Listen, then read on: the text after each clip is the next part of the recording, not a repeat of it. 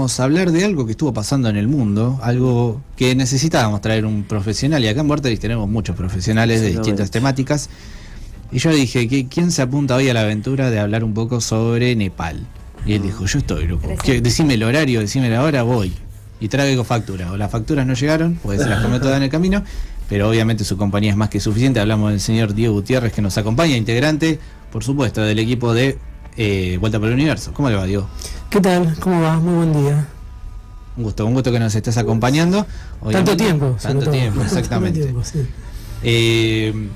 Te invitamos porque hoy teníamos ahí una incertidumbre, alguna duda con algo que estuvo pasando en el mundo y que ayer tuvimos un poquito de novedades, ¿no? Que es el caso de Nepal. Trajimos imágenes también que luego vamos a estar hablando. Lucho estuvo ahí recopilando un poco de material. Sí. Pero ¿qué pasó? ¿Por qué se armó tanto revuelo en redes sociales con el caso de Nepal? Bueno, justamente por lo que se hizo conocido la cuestión de Nepal fue porque el gobierno prohibió, ordenó la suspensión de alrededor de 26 plataformas de redes sociales. Y eso desató la ira de la población, digo, pero no por una cuestión solamente de redes sociales, sino porque hay una crisis económica, social, de desempleo, muy alto el desempleo juvenil, y aparte por las redes sociales mucha gente labura en Nepal y recibe, por ejemplo, muchas remesas. Hay mucha gente en Nepal que se va, que son migrantes, que se van a países de Medio Oriente a buscar trabajo en Emiratos Árabes, en Qatar o también en Arabia Saudita, y manda mucha guita, digo, entre el 20 y el 25% del PBI de Nepal es el envío de remesas del exterior, y no se podían recibir esas remesas. Y encima con la suspensión de las redes sociales, esto desató la ira sobre todo de la juventud que salió a las calles a manifestarse, de lo que ellos mismos se denominan como generación Z. Son jóvenes entre 20 y 25 años. Como los que tengo acá al lado. Exactamente. Claro. Lograron voltear al gobierno, primero revertir lo que fue la decisión de bloquear las redes sociales y luego la renuncia del primer ministro, que tiene un nombre complicado, Khadga Prasad Sharma Oli. Anda a buscarla el diccionario. Hay que anotarse los nombres para poder decirlos. Aparte porque es como que tenés que estudiar un país nuevo y qué es lo que está pasando a una velocidad récord, porque te empiezan a preguntar ¿y qué pasó en Nepal? Bueno, y como estamos viendo ahí esas imágenes increíbles que prendieron fuego el Parlamento. Y bueno, ya que estábamos, ¿viste? Claro, prendieron fuego el Parlamento. La casa del ministro. Fueron a la casa de un ex primer ministro, y fajaron al ex primer ministro, a la mujer que es la canciller, y también se metieron a las casas de algunos ministros, específicamente el ministro de Finanzas, al cual lo sacaron a las piñas, lo arrastraron por la calle y lo tiraron a un río. De eso tenemos imágenes, cuando lo tengas ahí, Cande, lo vamos viendo, pero yo te quería preguntar, porque quizás algunos países nos pueden quedar cerca. Se me viene a la mente Bangladesh, ¿no? Que hicimos la conexión a través del fútbol, pero en el caso de Nepal, en términos geopolíticos, estratégicos, ¿cómo lo podés definir? Como para que la gente que está del otro lado contextualice, ¿no? ¿Dónde está? ¿Dónde está? Está entre el medio, entre China e India, justamente, dos gigantes asiáticos. Está justito en el medio. No es un país muy grande de tamaño, creo que es el país, está entre los 94, 95, 96 de los países más de mayor tamaño del mundo, con lo cual es un país de tamaño medio y tiene alrededor de 30 millones de habitantes. Una cantidad de habitantes bastante considerable para el tamaño del país. Es una zona en donde vive mucha gente, igual en la India, en China, en Bangladesh, en Nepal vive mucha gente, muchísima gente. Después, si vos me decís si juega de alguna manera geopolíticamente, es un país muy, muy chico, creo que no tiene mucha incidencia, por eso nadie nunca habla de Nepal. Salvo alguna referencia cultural justamente por esto, ¿no? Claro, es un país hindú, tuvo una guerra civil antes de lo que son estos gobiernos de ahora, que es una república, ahora es una república, pero hasta el 2008 era una monarquía. Una monarquía que se mantuvo durante 240 años, una monarquía hinduista. Hoy el país es un poco más secular, está más separado la religión que es el hinduismo, el mayoritaria, pero está separada de lo que es el Estado.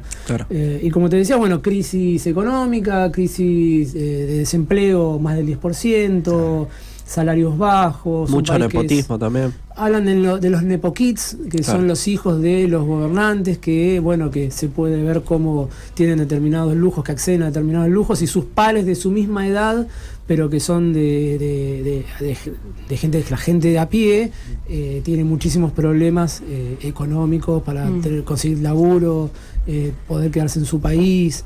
Bueno, situaciones similares que se dan en muchas partes del mundo. Y aparte, volvemos a lo mismo, tema de las redes sociales, ¿no? Está la ostentación a través de las redes sociales. La ostentación a través de las redes sociales. También es una frustración enorme, ¿no? Ver un poco el reflejo. Y esto se ve que esto es un caldo de cultivo desde hace mucho tiempo y bueno, explotó. De alguna manera esto explotó con la cuestión de las redes sociales. Aparte porque a través de las redes sociales estos jóvenes se podían expresar y tener este canal de comunicación abierto. Pues el 90% de la población de Nepal tiene internet, o usa internet para comunicarse y para hacer cosas con el laburo, como contaba, ¿no? Recibir las remesas. Digo, no solamente es una cuestión de redes sociales, sino también del mismo internet. Claro. Que les permite. Perdón, estaba viendo un manguerazo, le pegaron a uno y salió volando. Sí, hasta ahora por lo menos lo que vimos es que hay alrededor de 30 personas fallecidas, casi 200 heridas, y el país que quedó sin primer ministro porque renunció, y ahora eligieron una primer ministra provisoria. Pero no, al primer ministro lo elige el Parlamento, no hacen elecciones, sino que se elige Parlamento y el Parlamento termina eligiendo al primer ministro. Bueno, en este caso no hay Parlamento, el Parlamento se disolvió ¿Y se quemó. Encima se quemó, con lo cual no hay un lugar físico. Lo hicieron a través de una red social que se llama Discord. Yo no la conozco mucho, pero es una red social que, bueno, habías contado en el programa, en el anterior programa. Le meterá hora de vicio por ahí. Claro, que lo usan mucho los gamers. Sí, en realidad es una plataforma, se me viene a la mente TeamSpeak, quizá que era una más vieja, que iba en esa sintonía, ¿no? Son canales de comunicación en los cuales vos podés charlar, chatear también, pasarte videos y esa parte videollamada, ¿no? Claro. Pero pensar en una lógica más de ocio, ¿no? De que tenés emoji, tenés jueguitos para hacer con otras personas, o sea, vamos por esa sintonía. Por eso me parece muy interesante esto, ¿no? De que esta misma generación, por lo menos esta misma dinámica, vaya en esa sintonía, ¿no? Nos prohíben las redes sociales, bueno, te vamos a agarrar una. Claro, por eso no fue bloqueada. Pues no es muy usada justamente en Nepal.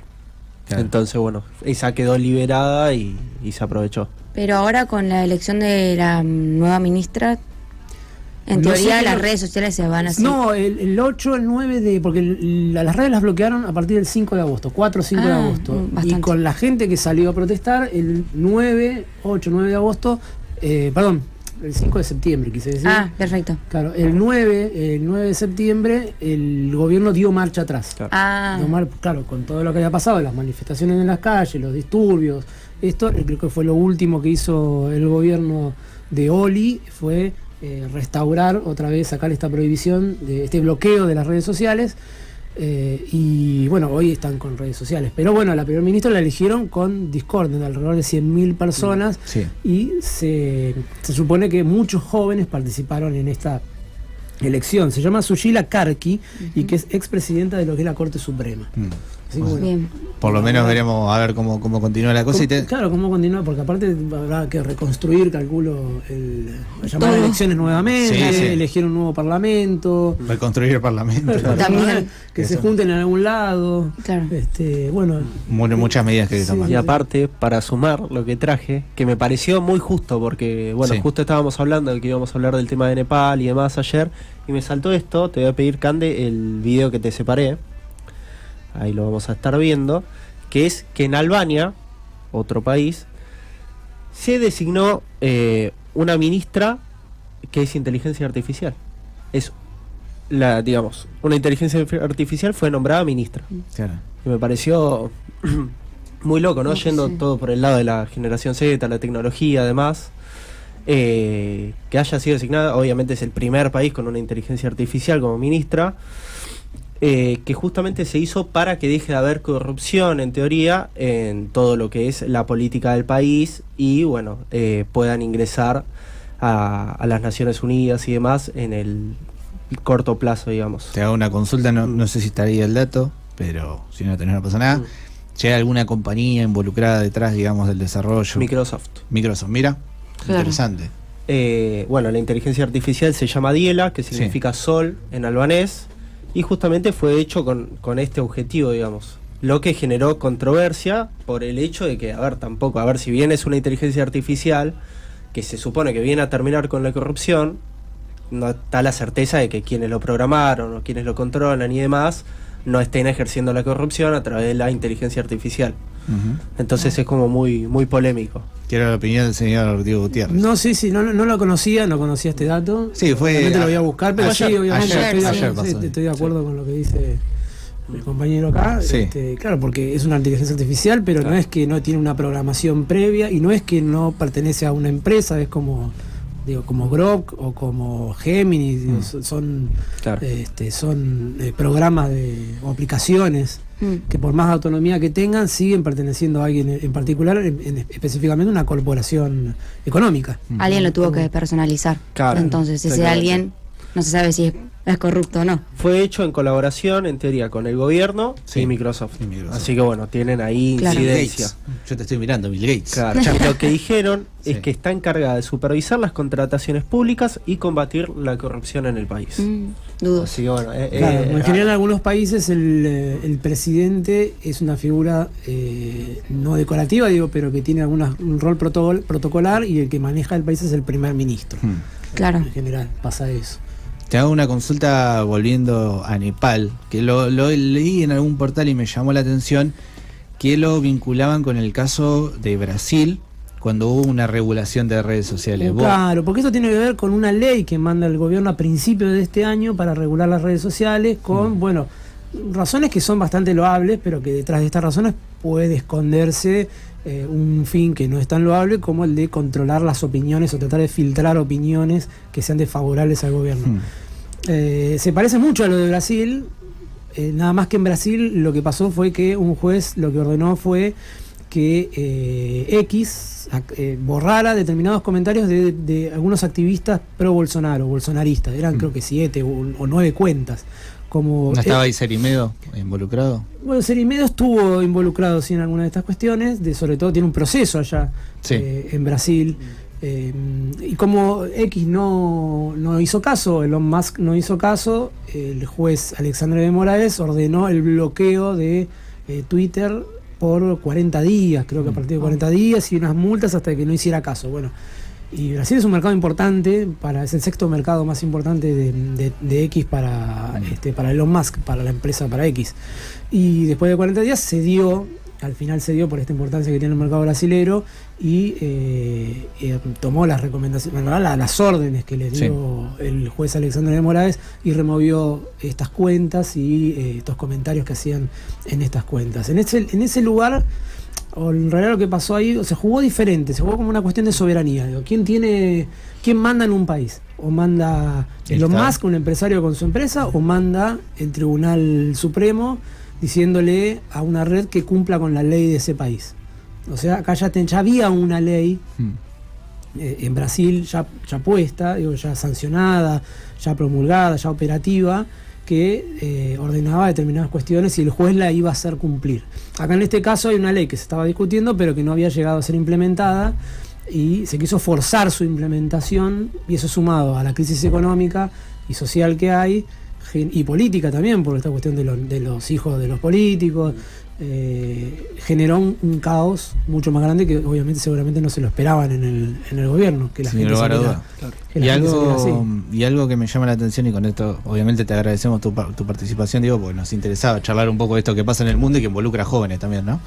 Es acá en Argentina, viste que muchas veces se hace una diferenciación entre lo que dice la calle y la calle online, ¿no? Como que son dos territorios que para muchos no se cruzan, pero con el caso de Nepal estamos viendo de que sí. Tenemos así en el corto plazo que haya pasado en el último tiempo algunos antecedentes también, así como para contextualizar y entender de que efectivamente quizás desde lo virtual se puede llevar a un estallido social que se vea en las calles y que explote de tal manera.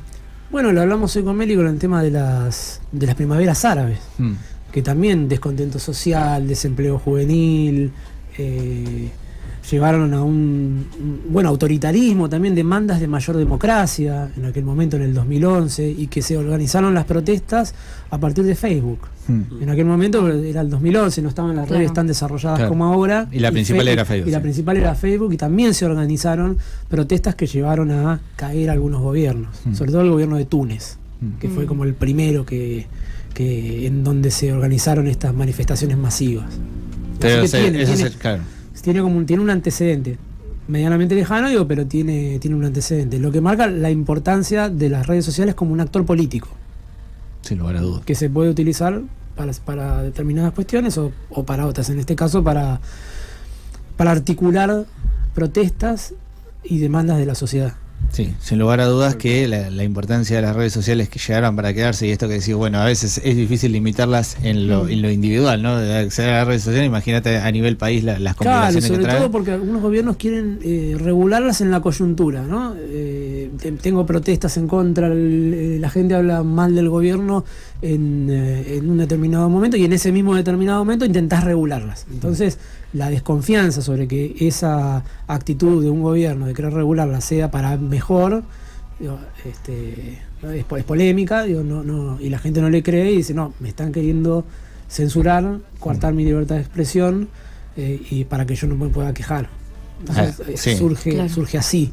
Hay dos caminos que a mí me llegan a pensar un poco, es eso, ¿no? La lectura que hablábamos recién, ¿no? Esta cosa de las limitaciones para acceder a las redes sociales como un intento de censura en muchos casos, pero también la pienso a la inversa, ¿no? Como este avance de esto que hablamos, de los empresarios en los países, como para decir, bueno, de alguna manera nosotros con la importancia que tenemos quizá más peso que los propios políticos de turno. Sí, y aparte que también se usan como vehículos de mensajes de odio, como vehículos de desinformación, noticias falsas.